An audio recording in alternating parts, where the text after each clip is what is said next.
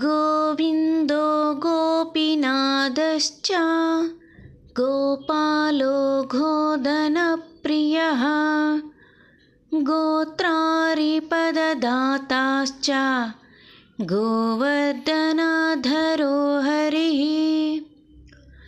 गोपीचन्दनलिप्ताङ्गो भक्तसंसिद्धदायकः गीतापाठरतानन्ददायको गोधनप्रियः। ఈ చిన్న స్తోత్రం నిత్యం పఠిస్తూ ఉండండి, అఖండ ఫలితాన్ని పొందండి. హరే కృష్ణ హరే కృష్ణ కృష్ణ కృష్ణ హరే హరే, హరే రామ రామ రామ హరే హరే.